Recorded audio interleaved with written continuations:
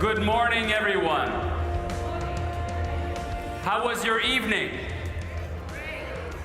Is everybody enjoying the Finnish summer this morning? It's Friday the 13th and it's raining. It's fantastic. You know, it's when you want to lead the change and be the change, it's important to also get perspective on things. It doesn't matter how bad things get, it's how you look at things that matters. Your perspective is the best source of your motivation. One great test for us in Finland is when we organized the World Championships in athletics, and it rained cats and dogs for 5 days in the middle of the summer, a record rainfall. And we were all very sad about this until we met, we had two wise men, actually three wise men in the room. It was Juan Antonio Samaranch, Lamin Diak, and Prince Albert. And they were smiling and giggling, and it was in the middle of the rain. It was raining, and it was cold, and it was raining, and it was Helsinki's World Championship. It was terrible. And then it was Albert. Albert said, and they were laughing together. They said, "You know, I've never seen this in my entire life in sports. It's raining cats and dogs. It's cold. But that stadium is full of people under the rain. They are all with their little flags, and nobody from Finland is winning medals today. And they're still going, hyvä, hyvä, hyvä, hyvä, go, go, go, go, go." It's the way you look at things. And the way I look at it is we have almost a full session this morning to discuss something very important, buck the trend, leading the change in sport policy. I'd like to quote you something that I find particularly inspiring. It's a quote from Kofi Annan, who said that, and he said this about gender equality. Gender equality is more than a goal in itself. It's a precondition for meeting the challenge of reducing poverty, promoting sustainable development, and building good governance. I think that's so important to keep the eye on the prize, to keep the eye on the goal. Everything is interconnected. If only one of us is unequal, everyone else is unequal. And that is key, and I believe that should guide our discussions in the presentations in this session. Please contribute to this session through Twitter. How many people have sent tweets here?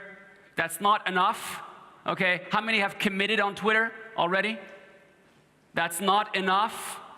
You're not leading the change and being the change enough. So I'm being nasty with you, but it's for a good cause, okay? Before I move on, I would like us to take in a little video from the Finnish Broadcasting Corporation. You can roll the video now, please.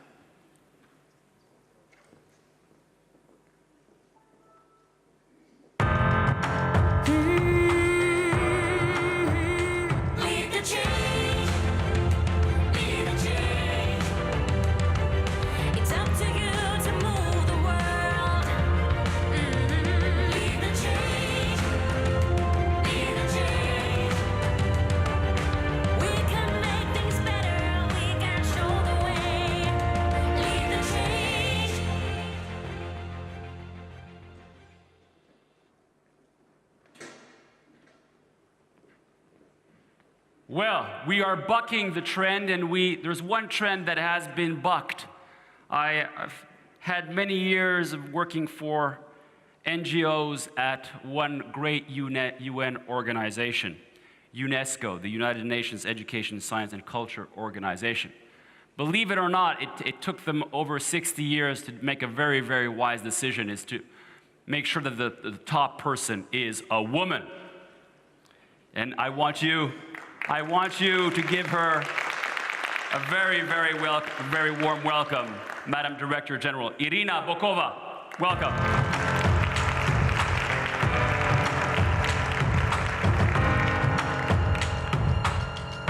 Bienvenue.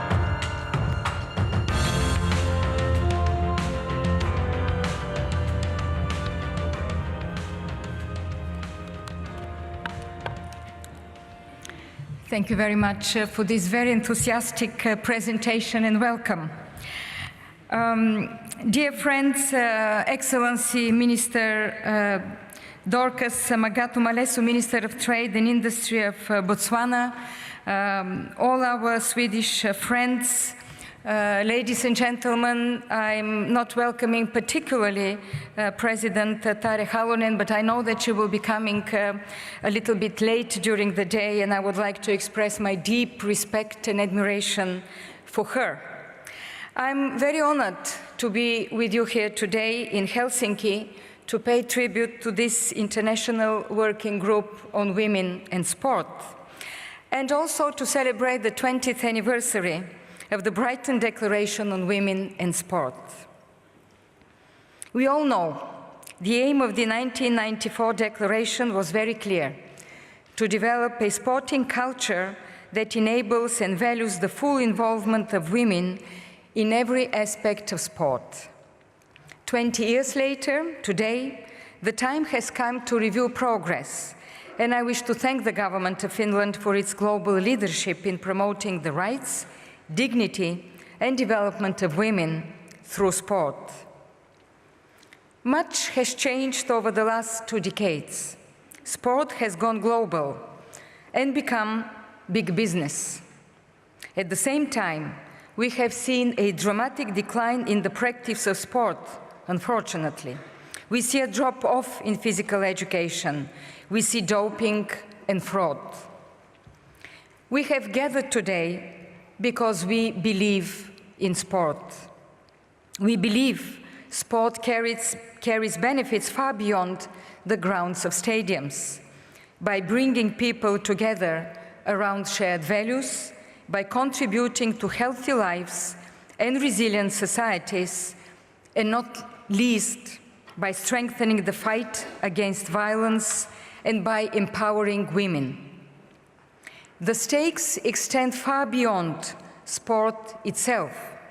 This is the conviction, deep conviction of UNESCO. They take in all societies, seeking new sources of dynamism and shaping a new global sustainable agenda to follow 2015. To succeed, every country must unleash a vast, untapped source of innovation, creativity, experience, and energy that lies in very many of the cases with girls and women. And I see this as one of the greatest tasks of the 21st century. The barriers, ladies and gentlemen, remain still very high. Some 35 million girls of primary age and 37 million girls of lower secondary school age remain out of school. Women's voices still go unheard in decision-making processes. Labor markets still contain significant obstacles to equitable participation. Women are still paid less than men for the same work. This is a human rights issue, but it is also an issue for the sustainable development for all. This is why empowering girls and women guides all of UNESCO's work through education, the sciences, in the media, and in supporting heritage and cultural expressions. And sport is essential in all of this. Sport, as we say at UNESCO, holds up a mirror to society, reflecting strengths and weaknesses. But it is also a platform to shape society, to deconstruct prejudice and deepen social inclusion, to nurture respect and equality. Sport gives women fabulous opportunities to engage in public spheres, to assert themselves both in the field and in managerial positions, to develop new skills. In sum, sport can be a powerful driver for gender equality. Let us just take tennis. Just a few days ago, after the epic Roland Garros finals, the decision by Andy Murray, the UK tennisman, to recruit Amélie Mauresmo, a former Wimbledon women's winner, as his personal coach, can have a tremendous impact for nurturing a generation of new champions, providing a new role model for women and men alike. This is just one small example. The 2014 report on women in sport, presented in this conference, explores many more, including inspiring policies, publications, and events that have propelled forward the status of women in sport. This shows what political will and commitment can do, but we need to do much more. Despite progress towards gender parity in education, girls and women still face too many barriers to sport in too many countries, and men still predominate in senior positions in sport governance. This is why the '94 Brighton Declaration remains so relevant, and why we must continue to promote equity and equality in and through sport. Girls and women are not victims in need to help. They are a wellspring of strength and renewal. They are champions for more inclusive and sustainable societies. This is the principles enshrined in UNESCO's 1978 International Charter of Physical Education and Sport, as well as in the Olympic Charter. This same spirit guided the 5th UNESCO World Sport Ministers' Conference, as we call it, MINEPS 5, held in Berlin in May last year, 2013, which reaffirmed access to sport as a fundamental right for all, calling especially for the participation of girls and women. I know the International Working Group on Women in Sport made a key contribution to drafting the Berlin Declaration, which includes the principles of the Brighton Declaration and is fully in keeping with other international human rights instruments. Our task now is to craft stronger policies to translate these principles into reality, to make them real for every girl and every woman. This requires a review of sport governance to include women in sport organizations and decision-making positions. This has been too long neglected. This calls also for stronger integration across policy areas. A national sport policy cannot be developed in isolation, but only in conjunction with education, with health, with youth policies. This March, the UNESCO Intergovernmental Council for Physical Education and Sport, CEGEPS, established a working group to elaborate indicators for monitoring the implementation of the Declaration of Berlin at the national levels. In this way, UNESCO will assist member states in comparing and measuring advances in national policy frameworks, and I count on close collaboration with the International Working Group on Women in Sport in this endeavor to put a particular focus on girls and women in sport. I hope also that the International Working Group on Women in Sport can support the government of Greece in establishing operationally the Observatory on Women, Sport and Physical Education, a UNESCO, as we call it, Category 2 center, a regional center under the auspices of UNESCO. These opportunities give me confidence that we can succeed and we can make a difference. Sport is one of the most exciting and influential vehicles. We have to deliver essential messages about human rights, about development, about human dignity, and about peace. It is a language that speaks to everyone and crosses all borders. It is also a platform for action, to reach out and bring in all men, and especially women, around the shared values of dignity, equality, and mutual respect. We must do everything to harness this power for every girl and every woman. And in this spirit, allow me, ladies and gentlemen, to thank once again the International Working Group on Women in Sport, the government of Finland, and all of you present here, and to wish you a very successful event. Thank you for your attention.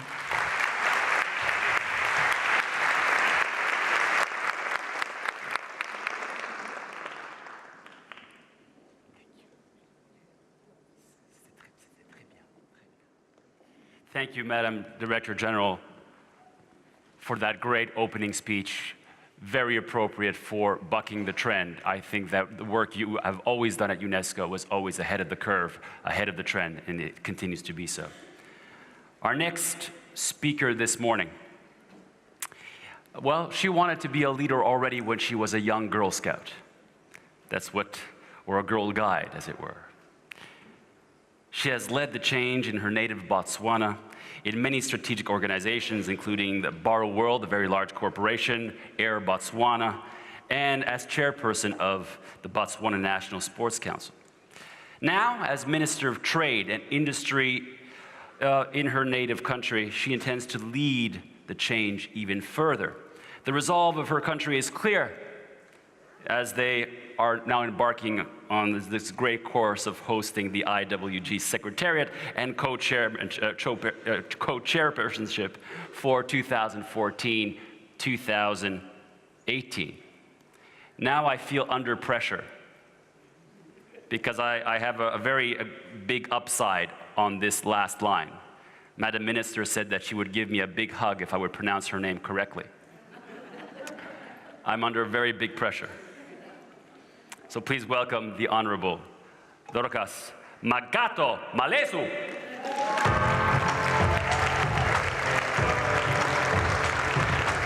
Is that okay? Okay, thank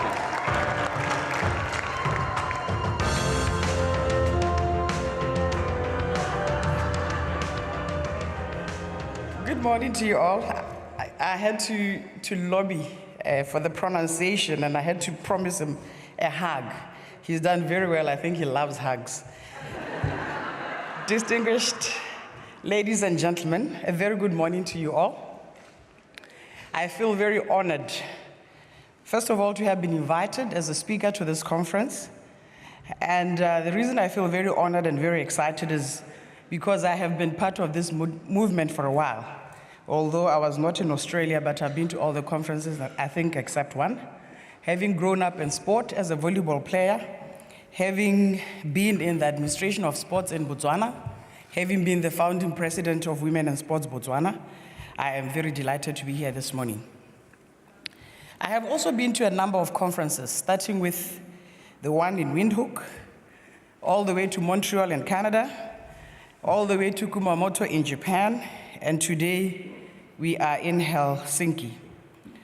I've been asked to talk a little bit about sports policy development, a little bit on my journey as a sports administrator and leader, and possibly a little bit on the journey for Botswana. And therefore, the theme for today's conference, Lead the Change, Be the Change, resonates very well with our journey so far. I know that what I'm going to say in the first couple of paragraphs will probably be preaching to the converted. It is important nonetheless to underscore why we are here and why it is important to continue to advocate and have conferences of such stature and such nature. Because as you know, to some in the world, sport is an individual or group activity pursued for exercise or pleasure. But to many more people in the world, it represents much more than just a game, fun, or entertainment. I wish to borrow from the words of the United Nations Secretary General, Ban Ki-moon, when he said, and I quote, "Sport has become a world language, a common denominator that breaks down all the walls, all the barriers. It is a worldwide industry whose practices can have widespread impact. Most of all, it is a powerful tool for progress and for development," end of quote. I agree with these words because sport offers individuals the opportunity of self-knowledge, self-expression, and self-fulfillment, as well as personal achievement, skills acquisition, and demonstration of ability. And I say that because if it was not because of sport, I would not be standing in front of you today. And I'm sure if it was not of sport, I would not have achieved, and I would probably have not become Minister of Trade and Industry, because it was through sports that visibility was assured to the rest of the nation. Sports and physical activity promote involvement, integration, and responsibility in society and contribute to the development of the community. There is increasing evidence of the positive contributions of participation in sport and physical activity to health, well-being, human capital, and education and social achievement. But we can also look at sport as an economic driver. As Minister of Trade and Industry, more often than not, when I'm called to come and speak in sporting activities, I always, without fail, tell them that sports is an economic sector in its own right. It is a multi-billion-dollar industry that fosters innovation and creativity. The industry contributes significantly to the development of any nation through a number of opportunities, whether it be through sports tourism, and this is an emerging sector in many African countries, whether it be manufacturing of sportswear and equipment, an emerging sector in many Asian countries, sports sponsorships, broadcasting rights, license agreements, largely this is on the preview of the developed world. The just started 2014 FIFA World Cup in Brazil is a case in point, and it will bring the much needed foreign exchange, it will bring tourism to Brazil, and it will bring many nations to that country. It also provides a platform for new role models of heroes and heroines to be born. We can also look at sport as a nation builder, and I'd like to attach myself to sports as a nation builder. Dear friends, over time, sports has been used as a vehicle, one, to promote nation building, peace, tolerance, and understanding. We have also used it to challenge stereotypes and reduce discrimination. We've used it to promote role models, to encourage discipline and competitive spirit. We have used it for gender equality or equity and the empowerment of women and girl child. Botswana, like many nations, attaches the same value to sport as a development and leadership tool. In Botswana, sports has produced the immediate past vice president, 4 ministers in the last 2 decades, a number of parliamentarians, and my view, which is a view I have held for many years and continue to hold, is that you cannot talk women in sport if you can't lead the change and be the change. It is okay to have policies, to pass laws, to develop strategies, to attend the world conferences, but if you cannot lead and be the change, you are just passing time. I say this because in many countries we are still playing catch-up in terms of equitable distribution of resources, decision-making positions, participation and leadership in general. If we are not at the table when these resources are being allocated, if we are not at the table when the laws and policies are being formulated, how can we lead the change and how can we be this change? There has been a visible growth of participation of women in sport the world over. Nonetheless, the representation of women in decision-making and leadership roles within sports has moved at a much slower pace, especially if you look at our demographics. Women are significantly underrepresented in management, administration, coaching, officiating, particularly at the higher levels of sport. I am well aware that women participation has a long history of division and discrimination, but what gives me comfort and hope is the fact that the journey has been also filled with major accomplishments by women, as well as advances in equality and the emancipation of women and girl child. The world has seen an emergence of heroines in the sporting fraternity, including in athletics, coaching, mentoring, sport journalism, and top leadership roles such as presidents, secretary generals in the various sporting structures. In my view, there's still room to do a lot better. In my own country, Botswana, sports has grown over the years. The participation of women in sport has also seen a significant shift. Government recognizes the importance of women in sport, hence it provides full support for the sports activities, including women and girl child. This was not a piece of cake, nonetheless, and I'm sure my president would love this bit. It was through effective lobbying of government at the highest level, starting with lobbying for a separate ministry. And when I talk about this one, I remember in our culture, you can't say no to a heavily pregnant woman, whatever she wants, you give. And when I was the then Sports Council chairperson, I think I was 2 weeks away from giving birth. We had a huge sports awards. It was so bad that I was wearing this long dress, but I was walking barefooted underneath the long dress. Now I'm telling you the story. But anyway, I went around all the tables and said to the sporting community that the president is going to be here as our guest of honor. You must listen to everything that I'm going to say, but just wait to hear the word ministry.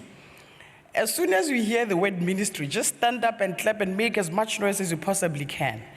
So I went up to the stage and I delivered my speech. Towards the end of my speech, I said, Mr. President, we in the sportsing fraternity believe if you want us to achieve more, you must create a ministry. And I didn't complete the sentence, and everybody was standing, and the poor president was wondering what was going on. And by the time he was, somebody had whispered in his ear to say they are lobbying for the Ministry of Sports. I was walking down to come and sit next to him, and he looked at me, he looked at my Minister of Sports at the time, and said, Honorable Minister, because you are honorable, I don't think you have been part of this conniving with your sports chairperson to put me in the spotlight. But nonetheless, 2 weeks later, there was a pronouncement that we had been given a Minister of Sport, and we're quite chuffed with that.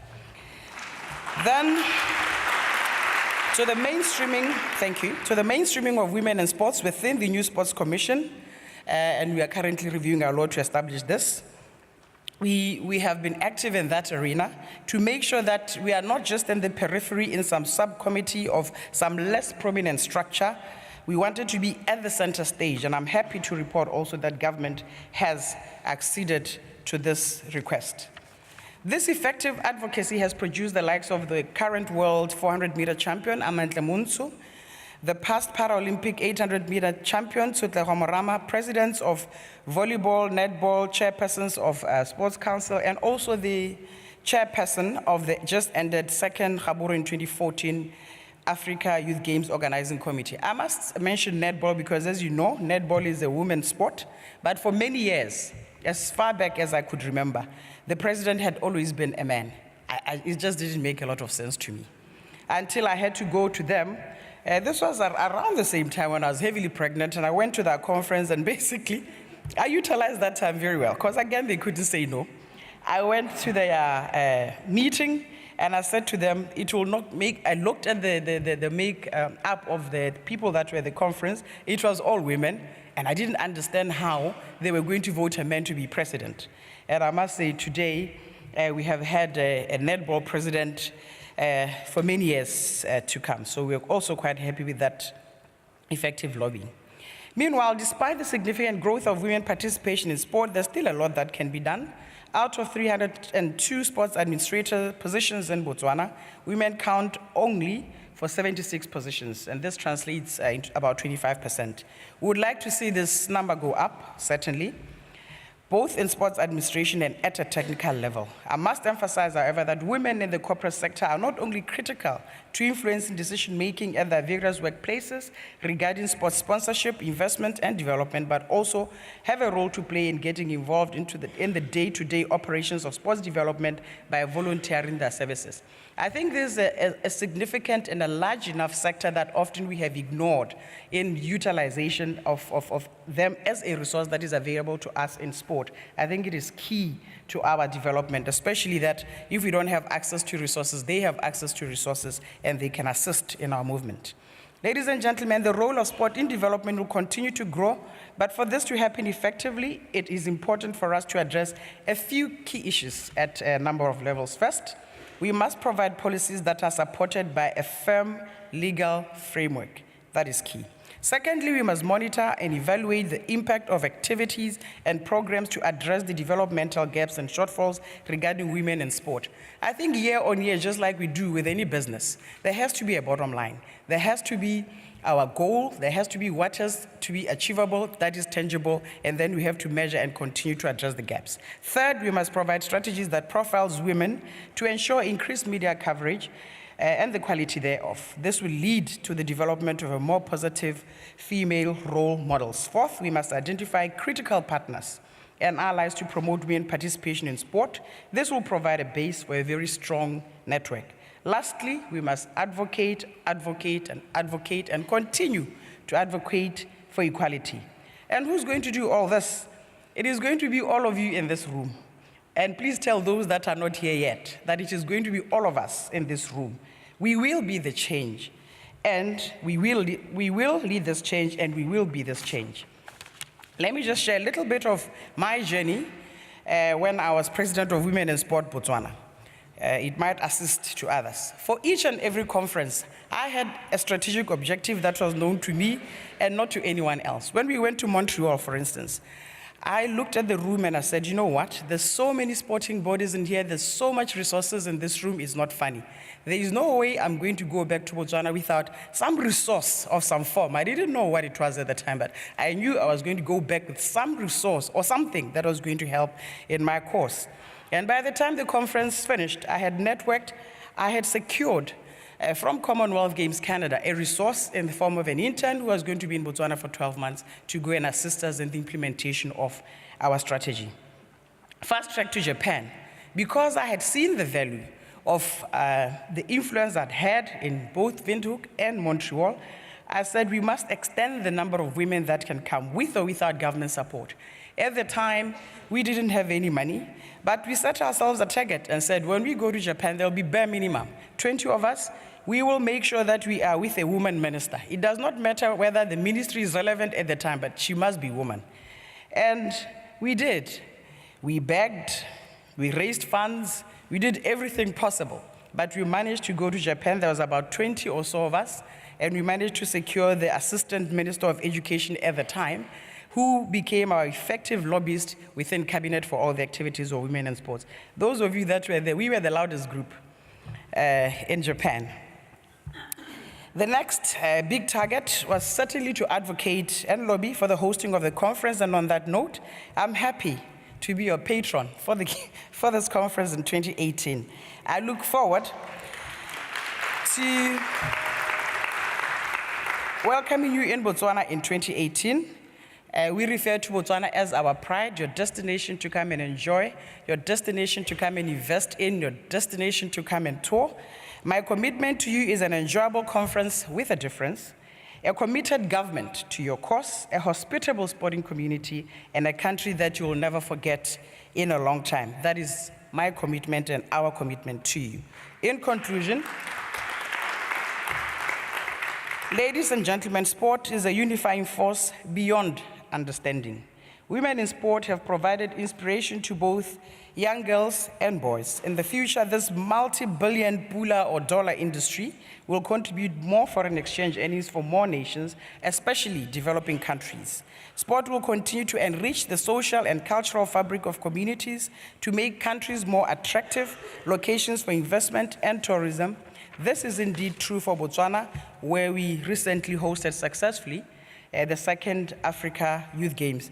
And I think this was quite good for us because this was the first big sporting event, huge, because it was continental, that we hosted. And I think the nation now understands the value because they were there with us throughout.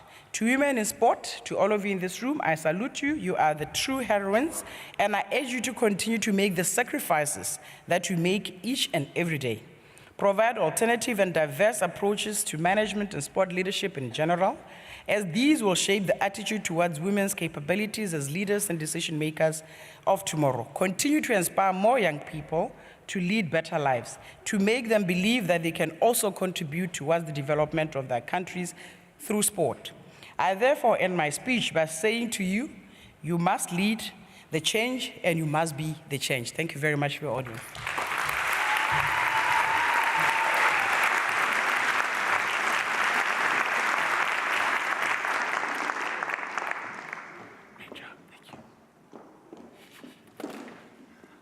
I believe that the future of trade and industry in Botswana is bright after listening to that speech.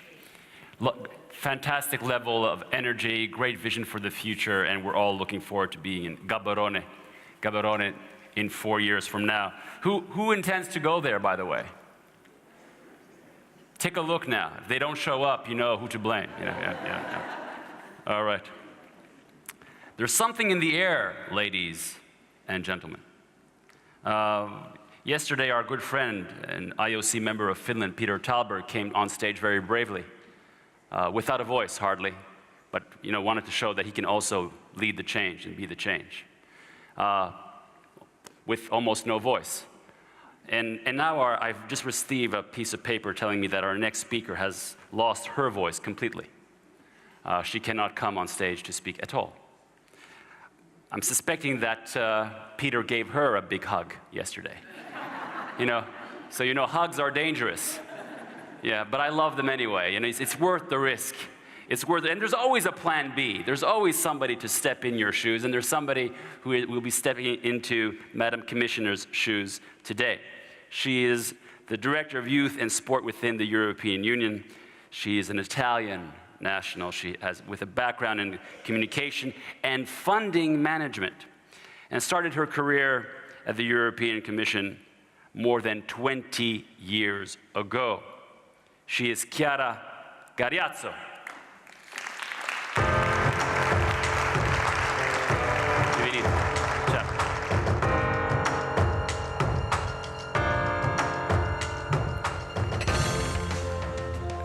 Madam President, Minister, ladies and gentlemen, good morning on behalf of Commissioner Vassiliou, who would have liked to be there, and unfortunately she did lose her voice, so I'm here to actually deliver the speech that she wanted to deliver to you today. And it's a great pleasure to be here with all of you today in this event. And I would like to thank the organizers, first of all, for the excellent job that they have done in bringing us together for this conference. It is an opportunity to reflect on what we have achieved and what still needs to be done. Clearly, we can say with pride that we already made a lot of progress in Europe in advancing equality between women and men in society over the last decades. And as for the world of sport, it is positive that many sports, including, for instance, football, have now become increasingly popular among young girls and women. However, the idea that certain sports are not for girls was a stereotype heard in clubs, organizations, and in the media for many years. We have had to devote a lot of energy here in Europe to proving that there was no objective reason for this kind of stereotyping, and it has not been easy. Doctors actually warned of dangers of sport for women, and even sport organizations themselves did not have an open attitude. By organizing sport in separated and segregated sectors and events, with most of attention being given to male sports, these stereotypes were kept alive.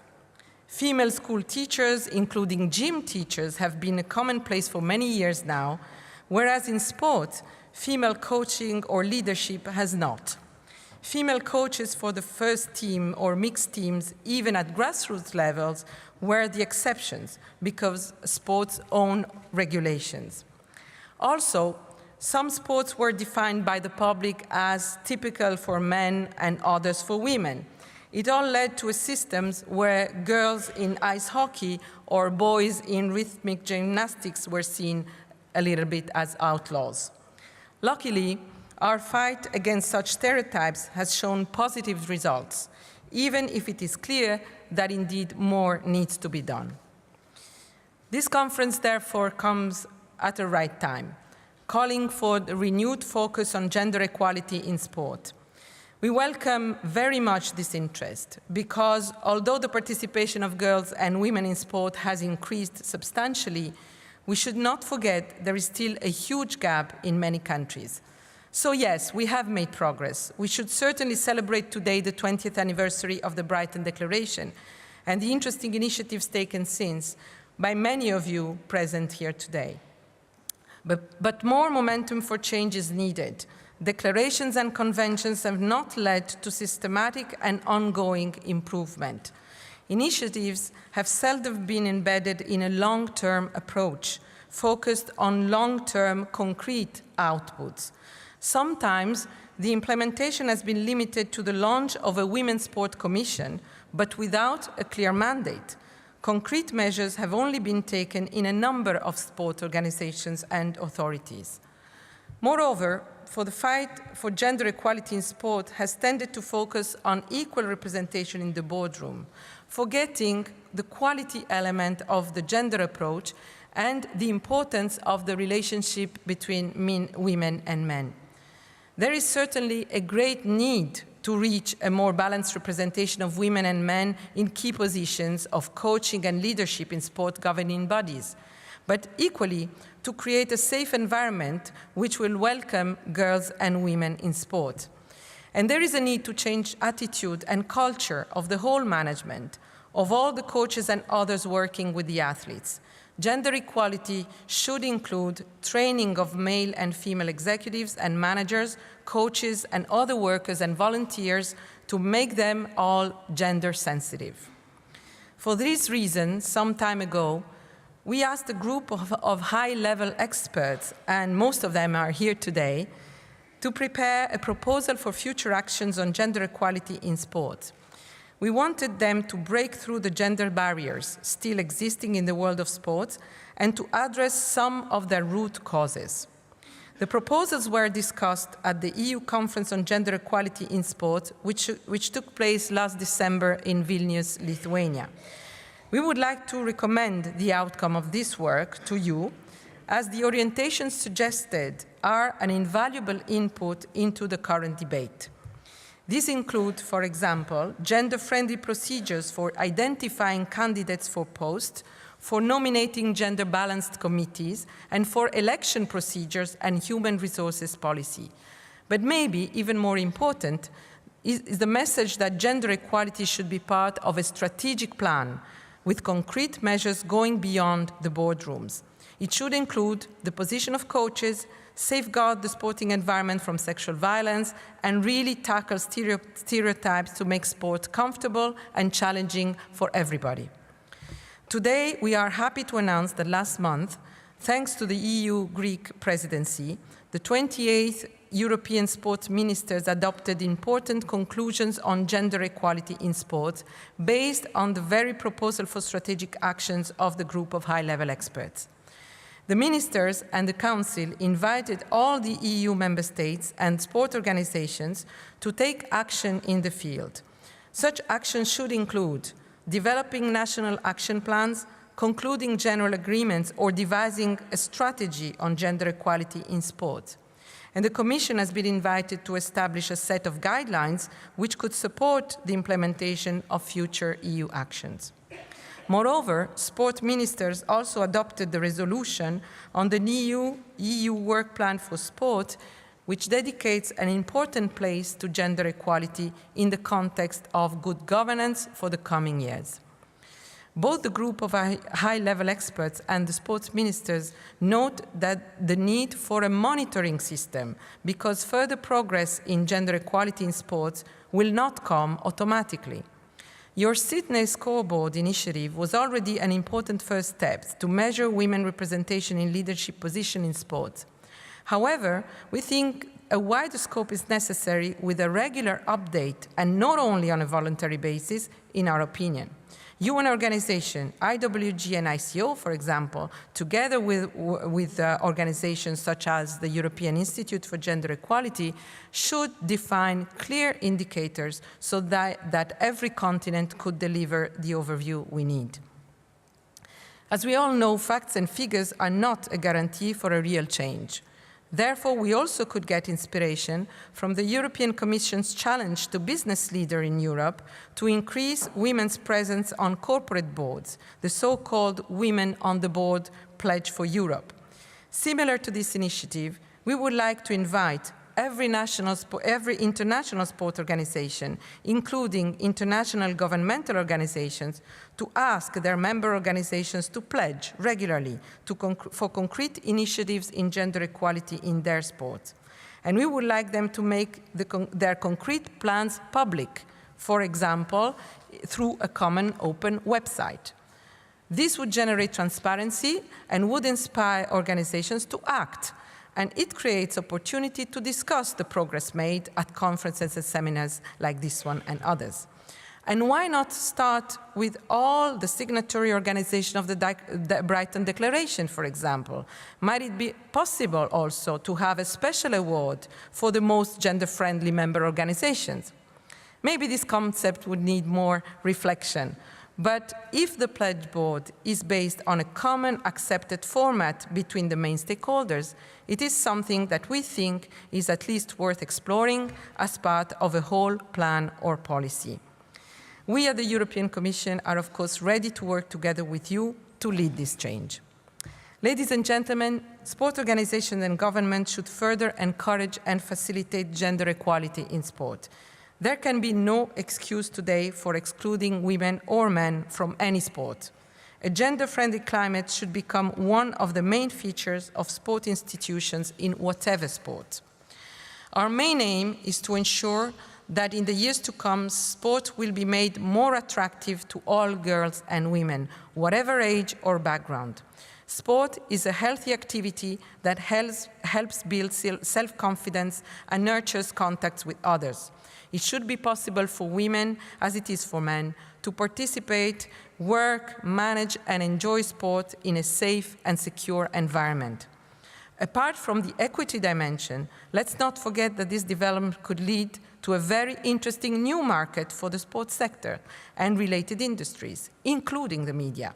This should be made more visible. The European Commission supported preparatory actions or pilot projects to promote women leaderships in sport. The Women International Leadership Development Project, so-called WILD, and the Enter project for young women sport leaders by ENGSO have offered training and counseling for women in national and international sports organizations to support their career progression toward positions of leadership. These projects have shown that training and mentoring are helpful in building up the competences of women candidates for leadership positions. At the same time, however, the projects also confirmed that training women made them more competent, but did not necessarily break the glass ceiling automatically to get the position as national coach or member of the board. So there too, more needs to be done. On our side, more will be done through our Erasmus Plus program for education, training, youth and sport, which include for the first time a specific budget for sport. The new funding program is good news for European sport, and it will make it possible to support concretely the good ideas and initiatives of the sport movement and of sport organizations. And there is even the possibility to universities worldwide to work together if they fulfill the conditions of the program. We are therefore optimistic that we can make significant progress towards attaining our goals. We have clear objectives, and we now also have a new tool in the form of the Erasmus Plus program. So, ladies and gentlemen, we should face the facts of the situation squarely and take a positive approach to improving things in the future. It depends on us, after all. We wish you every success of this conference and all the best in your career in the fascinating world of sport. Thank you very much.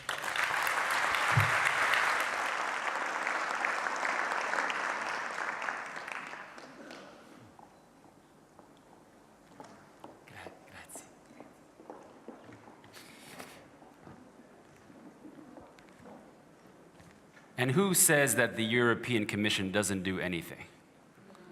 They do a lot. They do a lot. That's a rich menu of new policies. And thank you for bringing a lot of interesting things up on our Twitter board. I like what you're putting up there in terms of lobby, lobby, lobby until the playing field is level. What I like about the other one is that we need to put women at the table. I think women are at the table. They're at the table at the top of UNESCO. They are commissioners, and we're getting these kinds of initiatives. So I think that we will have food for a great discussion coming up in our panel. So I want all of our very, very smart and wonderful panelists to please look at the Twitter board so that you can also react to the Twitter board and to what people are telling us. But before we bring in our panelists, I would like to bring in, once again, a leader of change and gender equality in the Olympic movement globally. I introduced her already yesterday. I won't go through her Olympic medal, her IOC membership, how she became vice president of the IOC early on. It was great that she was there at a historical time in the Olympic movement right after the Olympic Congress in Paris in 1994, where coincidentally, the same time as the Brighton Declaration, the same year there was an Olympic Congress, this became a priority for the world. And she was there to make that change at that time and still making that change. But what really touched me is that I surprised her with some questions that were not on the agenda yesterday. And I like to do that with panelists, so panelists beware. when you come. You need to think on your feet. But it was great what she came up with in terms of what was fundamental in terms of shift in media, shift in perception, but also shift in governance. You know, how many people think that Mr. Blatter should continue for another term? Nobody in the room. Oh my God. I think she put her finger on something very painful in the civil society and sport, is that we're there a little bit too long. And that her biggest contribution to change is to help another generation lead the change. And that is, I think, very, very important. So without further ado, one more time, Anita DeFrantz!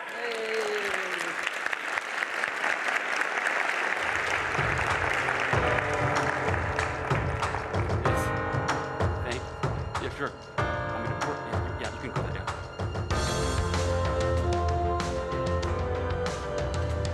Thank you very much. I saw there was water up here, so I brought my glass. I'll have some. Anybody else wants? Okay. There's some over there, too. Well, thank you very much for this opportunity to talk with you about the work of the ILC's Women in Sport Commission, and to learn more about what your organization and others are doing to advance opportunities for women in sport. One of the great values of gatherings like this is it gives us a chance to share with one another our accomplishments and our challenges. The record of the International Olympic Committee is not perfect on this issue. In fact, there is no sports organization that is perfect on this issue. In the last few decades, however, we've seen the biggest success in areas where the IOC has had direct influence. First, when it comes to the increased number of women participating at the Olympic Games, and then to the increase of women in the IOC leadership positions. When women participated in the Olympic Games for the first time in the year 1900, there were only 2% of the athletes who were women. 76 years later, when I competed in the Olympic Games, we had only moved to 20% of all the athletes were women. Not a big gain for that amount of time. And I have to admit that while I noticed that there were far more men than women, I didn't realize how many more men than women there were at the time. When you're there as an athlete, you're there focused on competition and not necessarily many of the larger issues, although we were faced immediately with the issue in South Africa, as many of the African National Olympic Committees chose to withdraw from the Games, and it brought home that there were other issues that had to do with sport. And I was shocked to learn that the USOC was thinking about not going to those Games because of an issue with China. I thought, the US will never boycott the Games. Silly me. 4 years later, the US did lead a boycott of the Games, sadly. Yes, a lot has happened. Anyway, in the mid-1900s, throughout the 1900s, a series of change occurred within the International Olympic Committee. One of the biggest changes was, as was mentioned, the creation of what was initially called a working group on women in sport. And indeed, since 1991, the ILC has required that all sports brought onto the program of the Games have both women and men included as a part of that sport. In 2004, the IOC Working Group on Women in Sport changed its name to a commission, and I have to admit that I was a part of holding it back. I thought a working group was a better idea because I wanted it to be integrated into all that the IOC did. I did not think it was a good idea to have a separate commission set up with that structure. I was wrong. Without people knowing it was a commission, it seemed to have lacked some of whatever it was it needed. We got everything we needed. We had a budget. We were able to do things.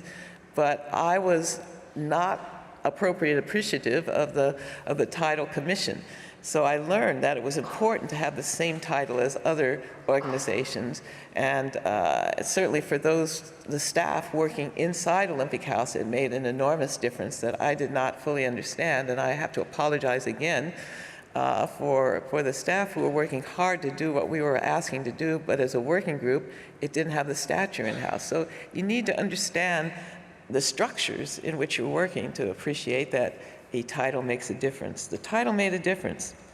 Well, I'm happy to tell you that the goals that were set after the Congress in 1994, by the working group in 1995, and then by the IOC session itself in 1996, of having at least 10% of the governing bodies comprised of by women by the year 2001. The IOC itself barely made the goal. And by the year 2005, our goal was to have at least 20% of the governing bodies comprised of by women. Well, the IOC finally made that goal in September of 2013, which is not quite 2005, but we made the goal. We have now 24 women who are members of the International Olympic Committee, which is slightly over the 20%. Our total number of members of the IOC is 115, although right now they're only 107. We can't go over 115, so my goal had always been having at least 23 women.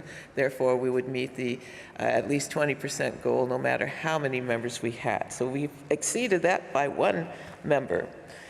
All of the sports on the program of the Games, Olympic Games and Olympic Women's Games, Olympic Winners' Games, Olympic Winter Games.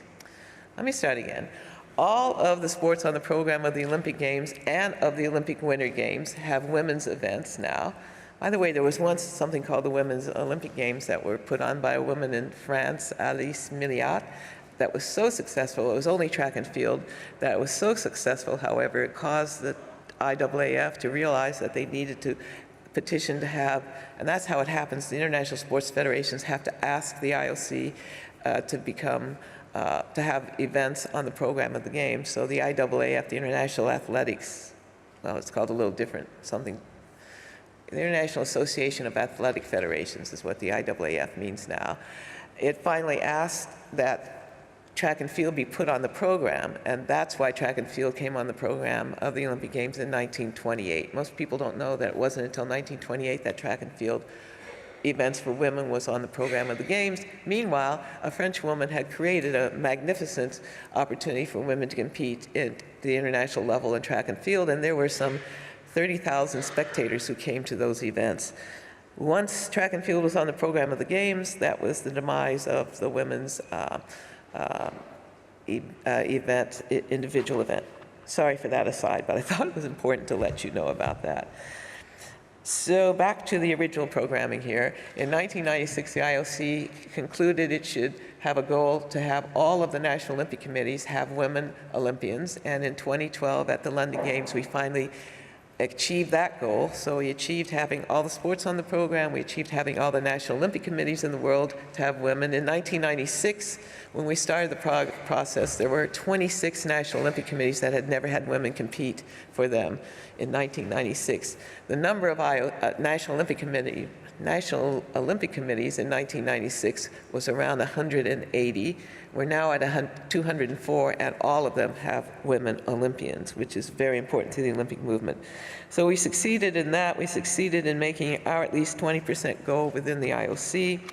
Not all the sports bodies in the world have women at the 20% level, and indeed, the two sports that will be on the program for the first time in Rio, golf and rugby, do not have women on their executive boards.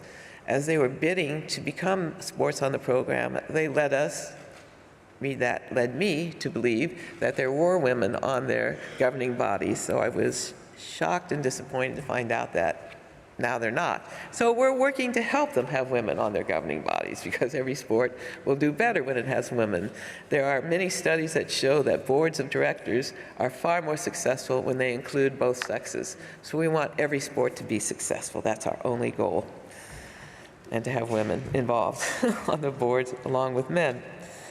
So we've completed those goals, and it's time to pass the torch. I'm delighted that a new woman is now chair of the Women in Sports Commission of the IOC, Lydia Nakurska from Burundi, who will do a remarkable job of leading that organization. I am an honorary member. I guess I have to remain honorable so I can stay as a member of the Women in Sports Commission.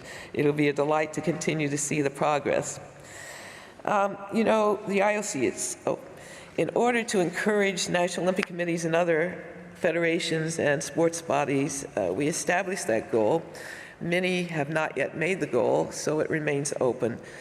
And to continue to address these issues, the IOC has employed a data-driven strategy to gauge the nature of the problem and to measure the progress towards solutions. After we spent considerable time gathering data, we finally decided it would be time to ask an educational institution to help us in a study, and the Loughborough University stepped forward. Is Anita White in the room here somewhere? She usually is. Anyway, she helped us with that study. And in 2004, the study offered valuable guidance on the qualifications and experience of women in senior roles within the National Olympic Committees. Now, this will shock you to find out that we learned, among other things, that women at NOC leadership positions were generally better educated than their male counterparts. Shocking. We know that. But now we had proof.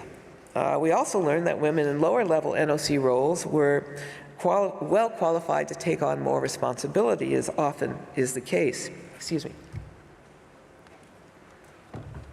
It became clear that the barriers to entry were higher for women than for men, another shocking fact that we all intuitively knew. To build on the findings, gosh, it must be standing here that causes your voice to be gone. Excuse me. To build on the findings of the 2004 study, we asked the Loughborough University to undertake a second study to identify the specific obstacles that kept women from achieving leadership roles within the sports federations and the National Olympic Committees. And the results highlight the need to encourage more women to seek leadership positions and to support those who do with mentoring programs, leadership training, and skills development. We've developed a 10-point strategic plan calling for specific actions to follow up and to bring more women into sports leadership and to support the IOC's equality mission as defined by the Olympic Charter. The Women in Sport Commission has taken a leading role in providing awareness and advocacy for women through mentoring, conferences, awards, financial support to a wide variety of projects benefiting women and girls all over the world. As of the last year, the IOC had trained nearly 600 women in 5 continents in leadership skills and in identifying and dismantling areas of discrimination. Last year's first Women in Sport Forum for Africa and Asia was a huge success and included over 130 women leaders from Africa and Asia.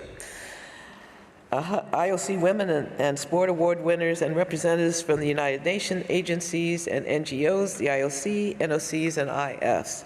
We also provided media training, giving both men and women a greater understanding of the IOC and the Olympic movement's policy on equality and the Olympic values, and we provide technical training for women who actually run NOC offices as professionals. Between 2009 and 2012, Olympic Solidarity supported, that's the organization that provides funding to the National Olympic Committees, it's called Olympic Solidarity, supported training for 3,900 women administrators and managers at various levels in sport. These programs are being expanded and in the next phase of the effort. And we're also creating a mentoring program with iconic sports, I like that word, iconic sports figures, excuse me, and women's sports administrators involving young women athletes in youth sessions at IOC sessions, ensuring that both men and women are addressed in new system-wide outreach programs, and establishing a data-driven evaluation system to monitor the progress that we make.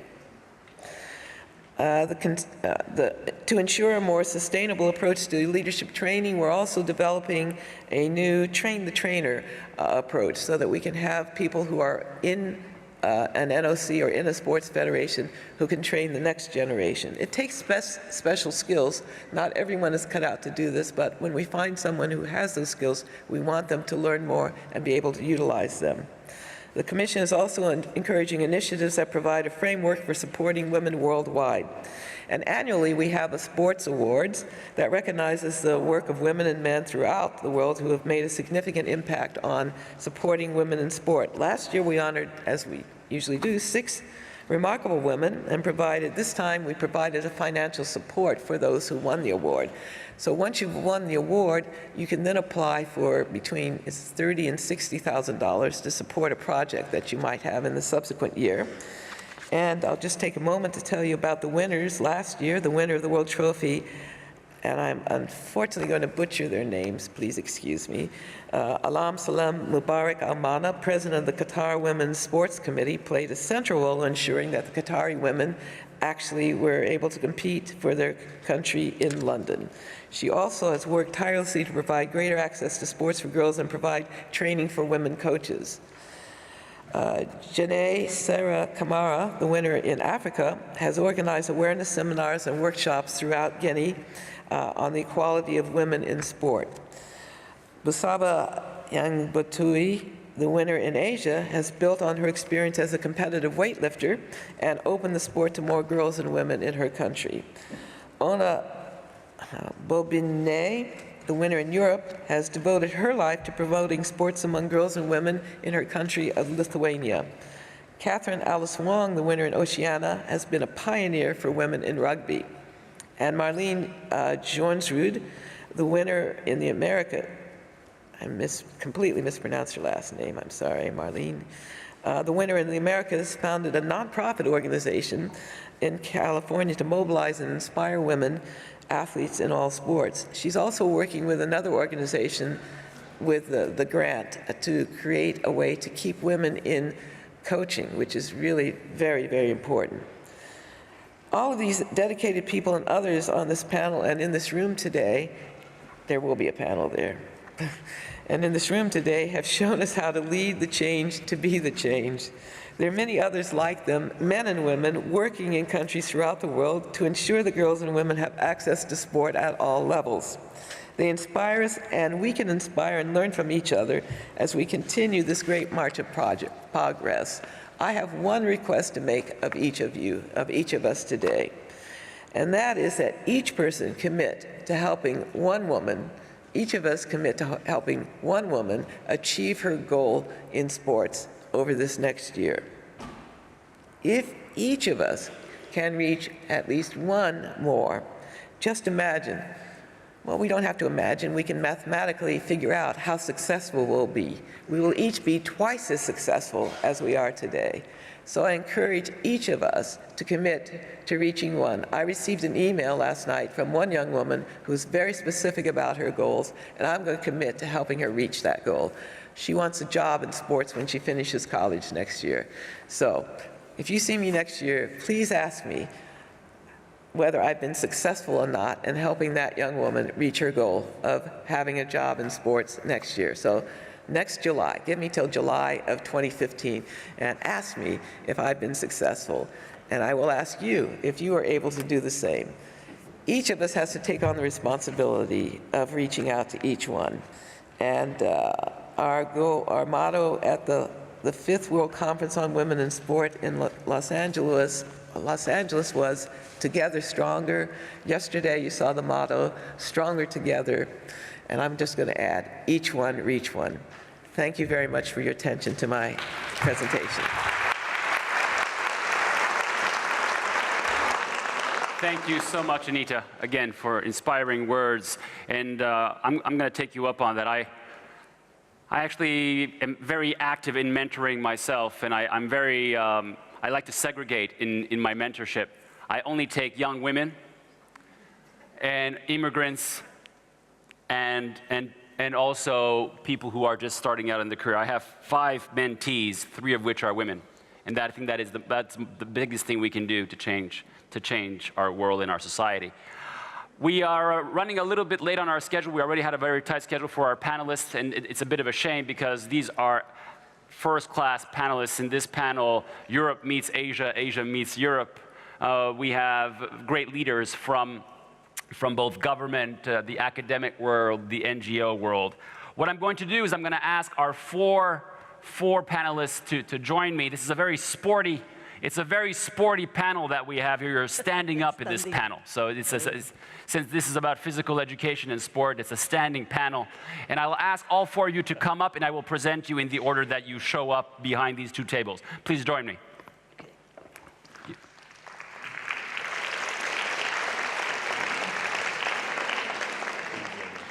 So I see that our first panelist is Dr. Etsuko Ogasawara, Professor of Sport Management, Juntendo University, Japan. Yep, thank you. Irashaimase.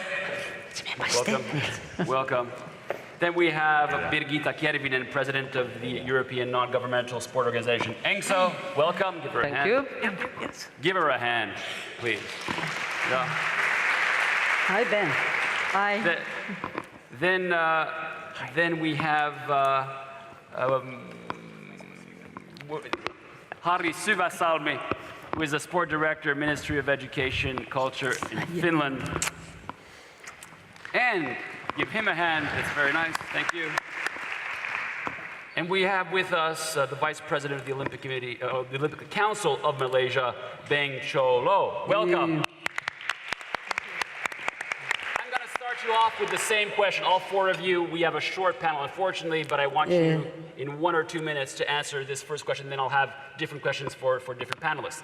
First question is, what motivated you to come here today? First question, same question, all four of you, in less than 2 minutes. We'll start with you. Okay. Madam Professor. I'd like to be a witness of this historical World Conference on Women in Sports. Great. Dear friends, one of my dreams became true when this conference started yesterday. I would like to say that was a fantastic feeling when I saw all you together here, and I think that this will be really a big change after this. So that motivated you to come today again, yesterday. Yes, very good. Harri, your motivation to be here today? Well, being a proud partner of IWG, nothing could have prevented me to be away from here. And of course, we are not done yet, so there are lots of reasons to come here, but the main reason is to promote good governance in sports. And part of that good governance in sports is definitely a gender equality. Don't talk about good governance if you don't take care of gender equality. Excellent, thank you. It is a Women in Sport conference. I'm a woman, I'm in sport. Why shouldn't I be here? And the theme, lead the change, be the change, I really want to be a part of that. And Andre, of course, I'm here also for the gender equality. This is a good ratio for us here. Yeah? It's a good ratio. Yeah? 25% men. Well, no, yeah, if you can include me more. It's better than the IOC. Yes. Well, there is definitely a way upwards on that figure of 20%. You know, there's no reason why it shouldn't be 50% at one point, of course. But that will come. That will come. We're looking at sports policy. We're looking at sports policy in this session in bucking the trend. This trend, which is a fairly negative trend, especially at the leadership levels, coaching levels we've seen on Twitter. We're not getting there. You know, from your own perspective, the European policy perspective, you can maybe comment the commissioner's point of view, and from your own perspectives in terms of looking at policy, whether it's academic policy, whether it's the Olympic movement policy, or even government policy at the national level. Perhaps also Harri can say a few words about that. But you know, what is it that we really need to do? The long list that our commissioner put together, the observatory, the mentoring, is that enough, or are there other things that you would like to stress now as a panelist that we need to do? I'll start with Birgitta Kervinen on this one. I think that I would like to share an experience, and I understand that when I share that with you, so there is a lot to do. Last year, I had the great honor and pleasure to attend the European, the GA of European Olympic Committees. They were sitting in front of the audience 23 personalities, and only one was woman. And I think that at that big moment, so I understood that the good cooperation with the European Olympic Committee is of crucial importance for ENGSO. And I was so happy that the president of European Olympic Committee announced that ENGSO is a strategical partner for them at the moment. And I think that if we can help each other to change the how to say, the picture of the European Olympic Committee.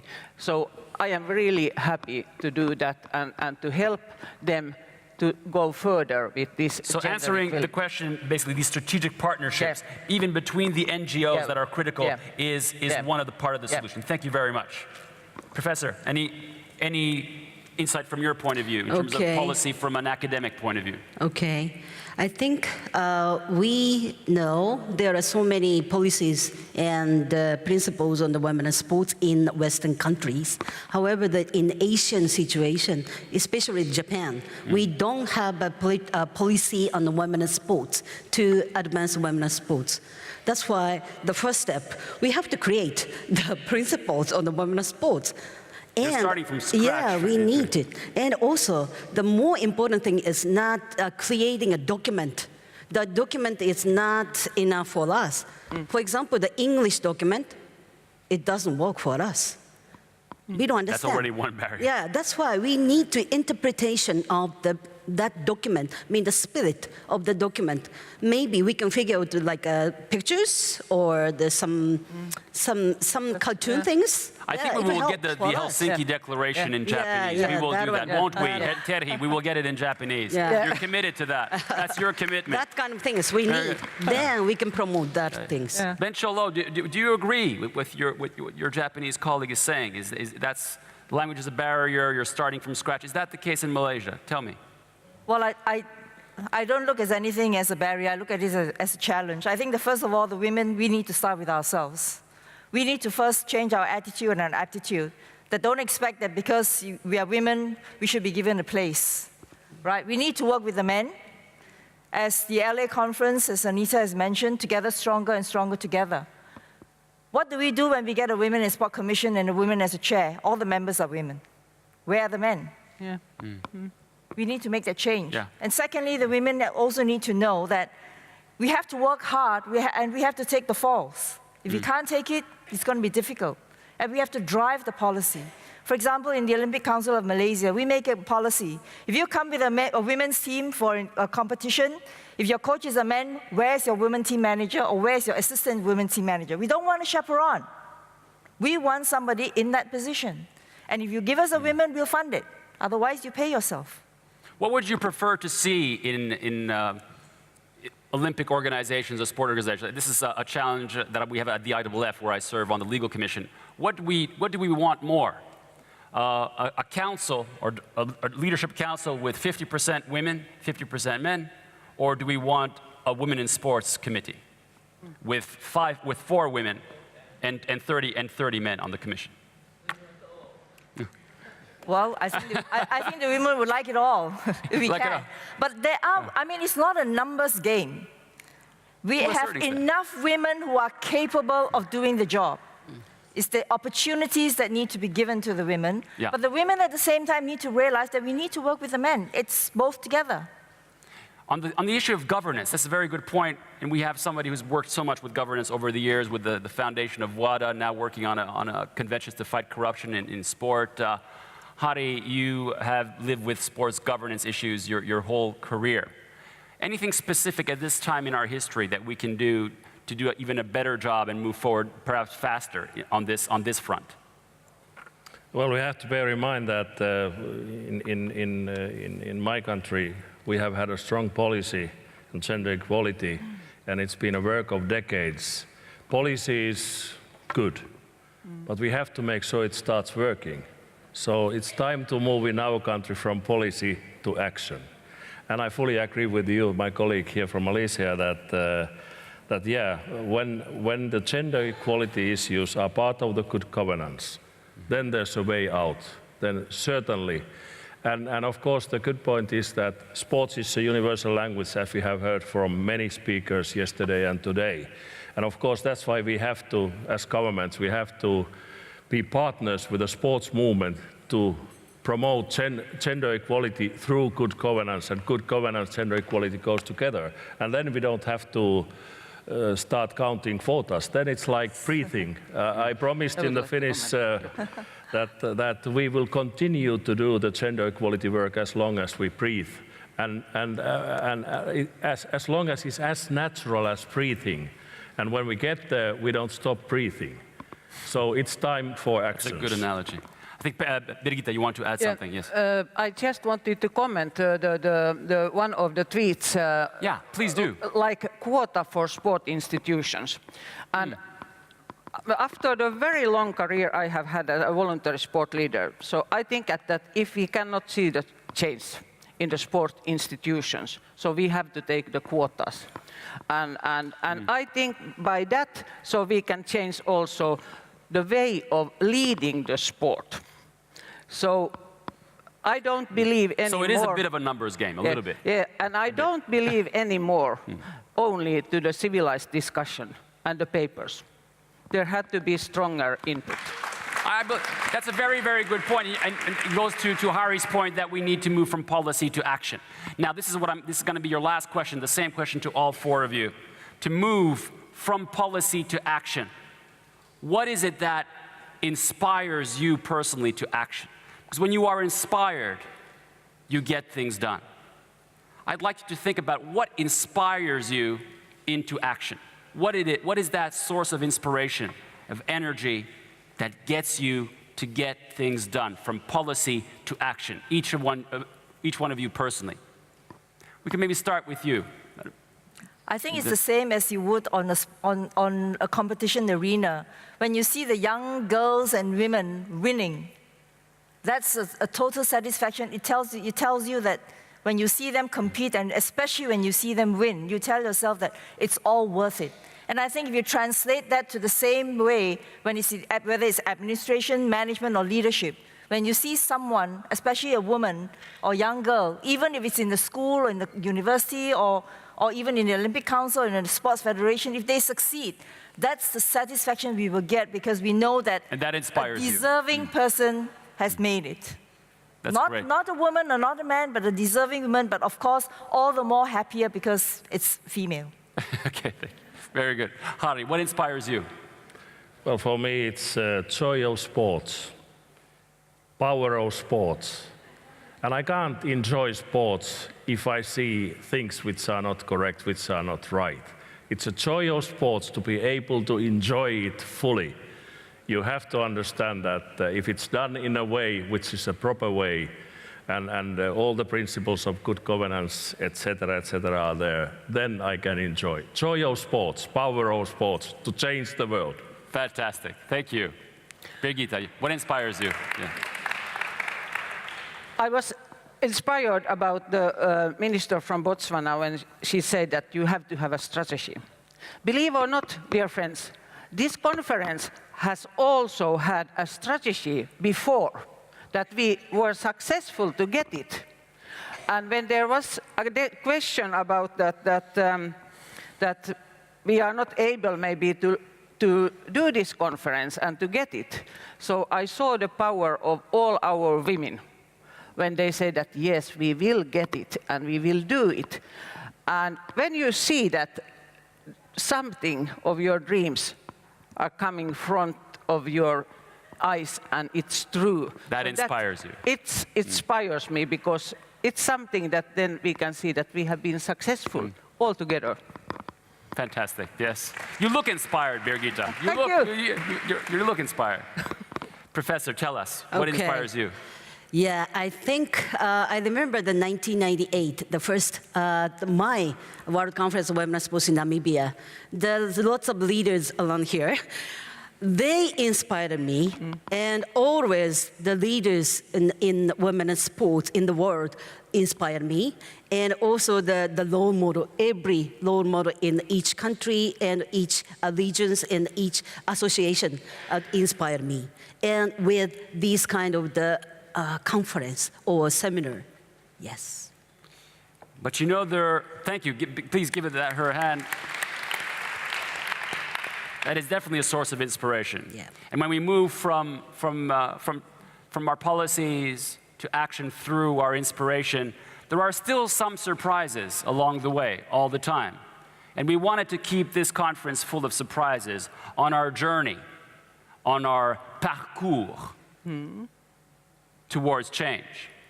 So I think we're going to have another surprise now coming our way on our journey from policy to action.